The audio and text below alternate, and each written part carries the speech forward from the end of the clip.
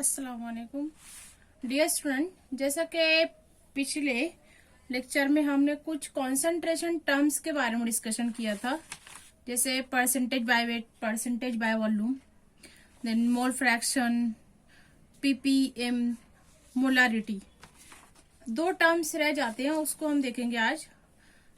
The fourth term that is called molality. ठीक है, molarity और मोलालिटी में थोड़ा ही फर्क है। इसमें वेट का डिफरेंस होता है। देखेंगे यहाँ पर, it is the number of moles of solute पर केजी। ठीक है, नंबर ऑफ मोल्स, जिसको हम स्मॉल एन से भी लेते हैं, number of moles of solute पर केजी ऑफ द सॉल्वेंट। इसको हम फार्मूले से लिखेंगे, स्मॉल एम इसकी सिंबल है, mass of solute in gram divided by molecular weight of solute.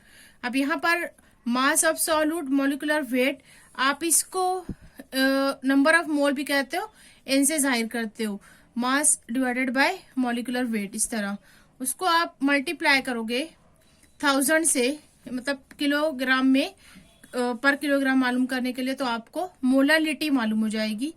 ठीक है, ये जो है यूनिट इसकी किस तरह लेंगे, मास की आप जैसा लेते हो, मास और मॉलिक्यूलर वेट की मोल्स पर किलोग्राम। ठीक है, 1000 का हम लेंगे पर किलोग्राम, और इसको मोलाल भी कहते हैं, मोलाल स्मॉल एम। ठीक है, it is a temperature independent quantity. Is that clear? Normality, last term, आप बहुत सारे टाइट्रेशन के प्रैक्टिकल किए, उसमें आपको नॉर्मलिटी फाइंड आउट करनी होती है। That is the number of gram equivalent of solute present in 1 litre. ठीक है, number of gram equivalent, gram equivalent मालूम करने के लिए आपको उसका सॉल्यूट का मास मालूम करना है with reference to equivalent weight. ठीक है, तो नॉर्मलिटी का फॉर्मूला ये होता है, number of gram equivalent of solute. Equivalent, gram equivalent क्या होता है? ग्राम इक्विवेलेंट, आप जो इक्विवेलेंट वेट लोगे ये किस तरह आएगा, जैसे सपोज एग्जांपल आप लेते हैं NaCl, NaCl का आपको इक्विवेलेंट वेट मालूम करना, तो यहाँ पर आप सोडियम का एटॉमिक मास लोगे 23, क्लोरीन का एटॉमिक मास लोगे 35.5, इनके प्लस जो आएगा वो रहेगा equivalent weight of sodium chloride. ठीक है, इक्विवेलेंट वेट। और यहाँ पे आपने जो मास लिया है सॉल्यूट का, जो भी ग्राम में आप लेते हो, 5 ग्राम, 4 ग्राम, ठीक है, इससे आप ग्राम इक्विवेलेंट वेट मालूम कर लोगे। उसको आपको गिवन वॉल्यूम जनरली 1 लीटर होता है, 1 से डिवाइड करना होता है, तो नॉर्मलिटी फाइंड आउट हो जाती है। This is the term. अब यहाँ पे रिलेशन से आपको और क्लियर हो जाएगा, relation between normality and molarity. N means that is a normality multiply equivalent weight. अगर ये दोनों का मल्टीप्लाई, नॉर्मलिटी और इक्विवेलेंट वेट, आपने प्रैक्टिकल किया तो नॉर्मलिटी 0.1 अगर आती है, इक्विवेलेंट वेट आप NaOH का लेते, सोडियम हाइड्रोक्साइड का 40 है, 40 से मल्टीप्लाई करोगे 4 ग्राम जो आएगा, उसकी आपको नॉर्मलिटी मालूम हो जाती है, फाइंड आउट हो जाता है, स्ट्रेंथ मालूम हो जाती है। ठीक है, अगर उसको हम मॉलिक्यूलर वेट से और मोलारिटी को मल्टीप्लाई करते हैं तो वो इक्वल होता है नॉर्मलिटी और इक्विवेलेंट वेट के। ठीक है, और अगला पार्ट है आपका, आपके यूनिट का, that is the vapour pressure. It is a actual part started here. इसमें आपको कुछ लॉस की स्टडी करना है। फर्स्ट देखेंगे हम, your first point is vapour pressure of solution. ठीक है, वेपर प्रेशर किसको कहते हैं? जैसा कि आप सभी जानते हो, कोई भी लिक्विड है, अगर वो वोलेटाइल है, vapour pressure of liquid, liquid हम यहाँ पे देखेंगे बाइनरी, बाइनरी सोल्यूशन का मतलब होता है 2 कंपोनेंट। ठीक है, solute, 1 solute and plus 1 solvent, this is called binary solution. तो दोनों भी आपको लिक्विड में लेना है, सॉल्यूट को भी और सॉल्वेंट को भी, तो उसको कहेंगे हम लिक्विड लिक्विड सोल्यूशन। उसका वेपर प्रेशर, वेपर प्रेशर का क्या मतलब होता है? जब भी हम कोई लिक्विड लेते हैं, अगर वो वोलेटाइल है, वोलेटाइल इस टर्म कि रूम टेम्परेचर पर वो वेपर में कन्वर्ट होता हो, लिक्विड स्टेट से गैसियस स्टेट में कन्वर्ट होता हो, उसको वेपोराइजेशन कहते हैं, रूम टेम्परेचर, रिमेम्बर दैट। ठीक है, उसको हम वोलेटाइल लिक्विड कहेंगे। तो ऐसे कुछ वोलेटाइल लिक्विड्स, ठीक है, उनके जब आप उसको किसी कंटेनर में लेते, क्लोज कंटेनर में, ठीक है, तो वहां पर क्या होता है, वो एवापरेट होते हैं, ठीक है। वोलेटाइल है, रूम टेम्परेचर पर भाप बन के उड़ रहा है, लेकिन अगर क्लोज कंटेनर है, उसका ढक्कन लगा हुआ है, तो क्या होगा, वो वेपर्स कंटिन्यूअसली जमा होते होते रिटर्न हो जाएंगे वापस से लिक्विड फॉर्म में, उसको कहेंगे कंडेंसेशन।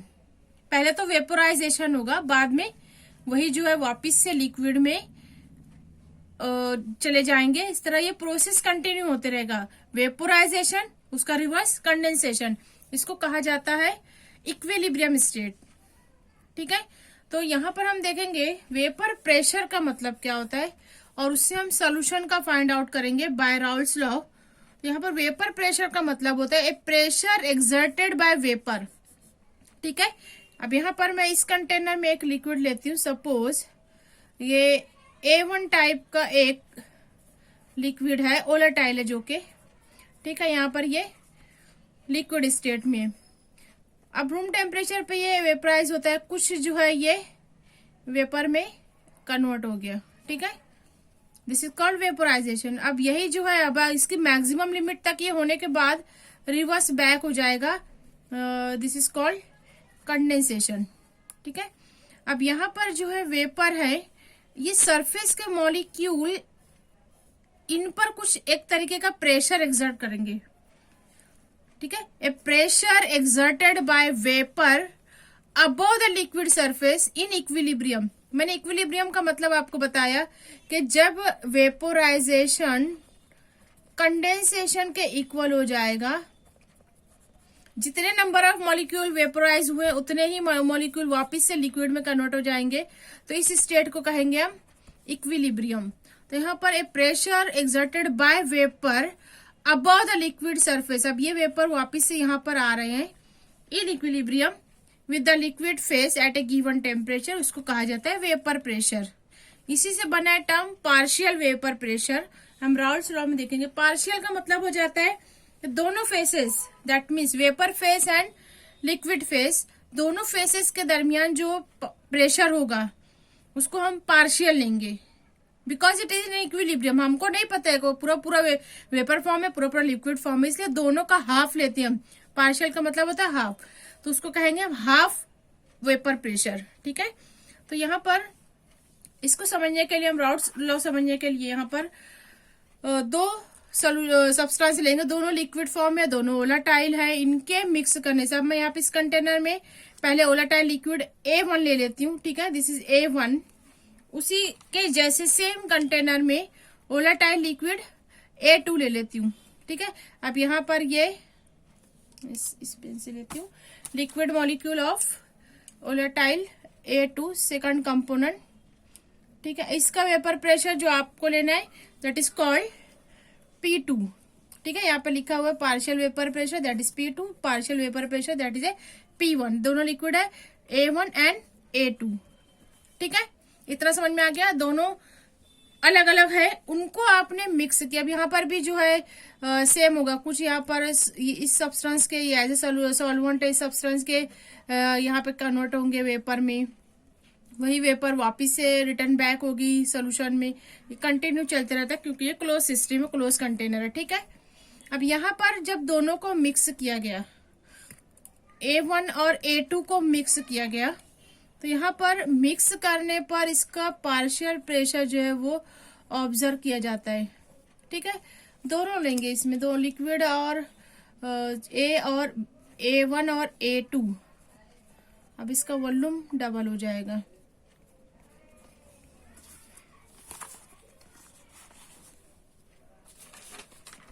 यहाँ पर अब ऑब्जर्व किया गया कि दोनों के मिक्स करने से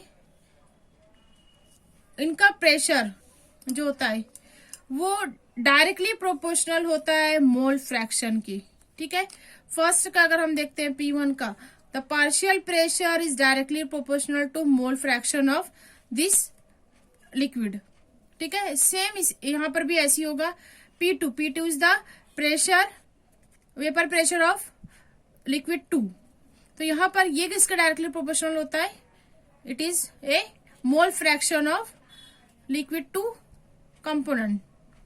इज दैट क्लियर? अब जब भी आपको पता है कोई भी प्रोपोर्शनलिटी की इक्वेशन जब सिंबल हटती है तो वहां पर क्या आ जाता है, वहां पर हम कोई ना कोई प्रोपोर्शनलिटी कांस्टेंट लेते हैं x1। इसी तरह यहाँ पर हम लेंगे P2 is equal to K x2। ठीक है, यहाँ पर K प्रोपोर्शनलिटी कांस्टेंट को एक पर्टिकुलर कांस्टेंट दिया गया है that is called P01 x1। P1 is equal to P01, it is a proportionality constant और इसको कहा गया है vapour pressure of pure liquid. ठीक है, it is a partial vapour, remember that, ये पार्शियल वेपर प्रेशर है। ये कब होता है, ये इक्विलिब्रियम पर जनरेट होता है, इक्विलिब्रियम कंडीशन पर नजर आता है पार्शियल वेपर प्रेशर। और उसका सिर्फ प्योर लिक्विड का जो वेपर प्रेशर रहेगा उसको हम लिखेंगे P01। Is that clear? इसी तरह यहां पर आएगा P2 is equal to P02 x2। ठीक है, अब यहाँ पर दो एक्सप्रेशन मिल गए, फॉर लिक्विड 1 फॉर लिक्विड 2। ठीक है, अब यहाँ पर हम दोनों को मिक्स कर रहे हैं, मतलब यहाँ पे P1 प्लस P2 दोनों वेपर प्रेशर है, दोनों पार्शियल वेपर प्रेशर है फॉर लिक्विड 1 फॉर लिक्विड 2। दोनों यहाँ पर वेपराइज हो रहा है, दोनों यहाँ पर कंडेंसेशन हो रहा है, दोनों का एक साथ। इसको कहा जाएगा P टोटल पार्शियल प्रेशर, इसको हम लिखेंगे P टोटल। ठीक है, यहाँ पर P टोटल को हम कैलकुलेट करके लिखेंगे that is equal to P।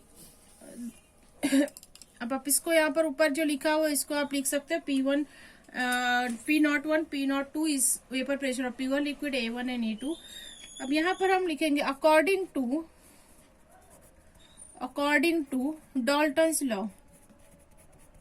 Dalton's law ये आपने 11th में पढ़ा है, Dalton's law partial pressure of gases. याद है कुछ आपको? किसी भी गैस को मिक्स किया जाता है तो उनका जो टोटल वॉल्यूम होता है उनके मोल फ्रैक्शन के बराबर होता है। मोल फ्रैक्शन एक्चुअल में है क्या? This is the number of moles. Mole fraction is nothing but the, आपको ये एक्सप्रेशन याद होगी, x1 अगर हम लेते हैं तो that is N1 divided by N2, N1 plus N2। ठीक है, जितने भी टोटल नंबर ऑफ मोल है उनके बराबर होता है नंबर ऑफ मोल्स, जो भी लिक्विड का हमको जो भी सब्सटेंस का मालूम होता है मोल फ्रैक्शन। आप यहाँ पर x2 ले सकते हो, x2 is equal to N2 divided by N1 plus N2। याद आ रहा है आपको कुछ? ये आपका रिवीजन है 11th का, that is called according to the Dalton's law. Total pressure किसके बराबर होगा? That is P1 plus P2। ठीक है, P टोटल मैं यहाँ लिख सकती हूँ, P total is equal to P1 plus P2। ठीक है, P1 P2 यहाँ पर हम इक्वेशन में अगर इसकी वैल्यू रखते हैं P1 is equal to P01 x1 plus P02 x2। ठीक है, अब आप इसको शॉर्ट कर किस तरह लिख सकते हो? अब यहाँ पर आप x1 plus x2 is equal to 1, ये हमेशा याद रखना है। मोल फ्रैक्शन जो होता है, जितने भी नंबर ऑफ मोल्स होते हैं वो एक इकाई के बराबर होता है, यूनिट होते हैं। ठीक है, तो हम इसको इस तरह ले सकते हैं x1 is equal to 1 minus x2। ठीक है, आपको ये इधर लेके आना तो 1 माइनस x2। अब आपको x1 की इस इक्वेशन में वैल्यू रखना है x1 की जगह, इसको मैं इस तरह रखती हूँ x1 is equal to x1 क्या है? 1 माइनस x2। ठीक है, हमारे यहाँ पर एक्सप्रेशन आई थी P total is equal to P01 x1 की जगह लेंगे हम 1 minus x2 plus P02 x2। ठीक है, सिर्फ यहाँ पर आपको x1 की जगह 1 माइनस x2 रख देना है। अब इसको हम एक्सपांड करते हैं, x1 ये दोनों को मल्टीप्लाई करेंगे, इसको भी और इसको भी, P01 minus P01 x2 plus P02 x2। ठीक है, अब इन दोनों में हमको x2 कॉमन निकालना है, तो इसको हम लिखेंगे इस तरह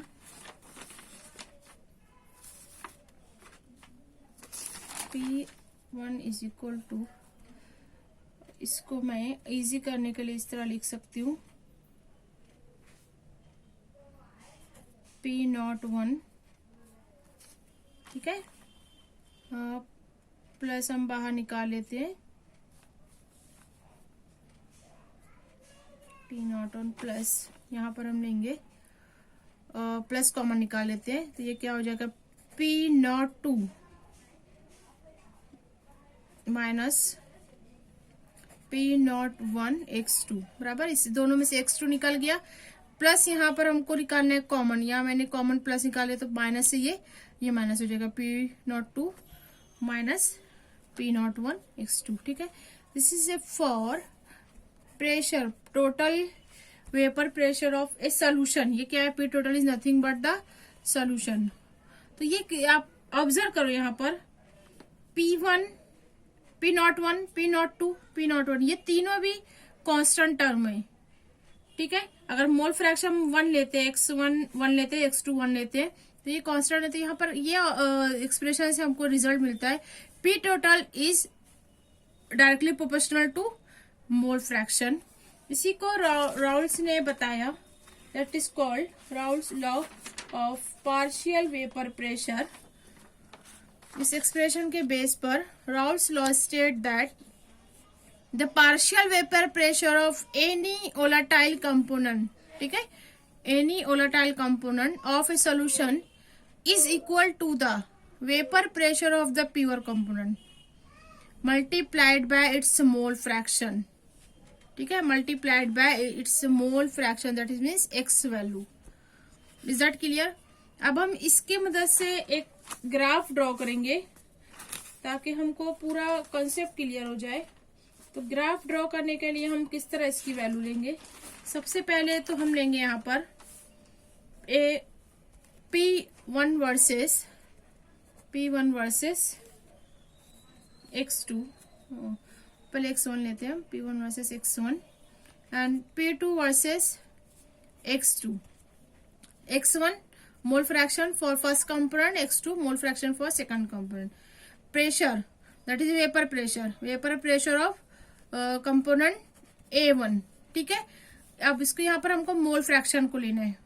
जब हम शुरू में देखते हैं, यहाँ पर इस ग्राफ में आप देख सकते हो x जो होता है 1 है, 1 नंबर ऑफ मोल, ठीक है, और यहाँ पर धीरे धीरे जब वो खत्म होते रहता है तो ये 0 हो जाएगा जब सोल्यूशन पूरा बन जाएगा। तो हम इसको देखेंगे, the mole fraction is directly proportional to the vapour pressure. जैसे जैसे इसका मोल फ्रैक्शन बढ़ते जाएगा 0 से 1, इसका वेपर प्रेशर जो है गोज ऑन इंक्रीजिंग, ग्राफ में आप देख सकते हो, ठीक है। अब यहाँ पे हम P2 के लिए लेंगे, P2 वर्सेस x2, ठीक है। ये भी स्ट्रेट लाइन है पासिंग थ्रू ओरिजिन। यहाँ पर अब x2 जो है कंपोनेंट, मतलब ये सॉल्वेंट है, मोल फ्रैक्शन ये 0 है स्टार्ट में, और जब ये हम ऐड करते जाते हैं उसमें तो ये बढ़ते जाएगा, तो यहाँ पर ये इस तरह हमको स्ट्रेट लाइन मिलेगी passing through origin. Is that clear? अब अगर इन दोनों को हम मिक्स कर लेते हैं, A1 और A2 को मिक्स करते हैं तो हमको मिलता है ए सोल्यूशन, ठीक है, P टोटल। तो यहाँ पर हम देख सकते हैं दोनों ग्राफ में, ठीक है, x1 यहाँ पर आपको 1 मिलेगा, the graph show that is A P1, ठीक है, इसको मैं लिख सकती हूँ P1, that is A P2, ठीक है। और ये क्या है, ये इनका जो आप देखते हो that is also vapour pressure, this is the total vapour pressure that is called solution का वेपर प्रेशर है ये। तो यहाँ पर आपको मिलता है, it is depend on number of moles of a solute and solvent, this is called a Raoult's law. यहाँ पर आप समझ सकते हो, this is equal to the vapour pressure of pure component multiplied by its mole fraction, this is called a Raoult's law, और उसके according हमने graph में शो किया। अब यहाँ पर 2 टाइप का सोल्यूशन हम देखेंगे, ideal and non ideal solution according to Raoult's law in next lecture. Thank you.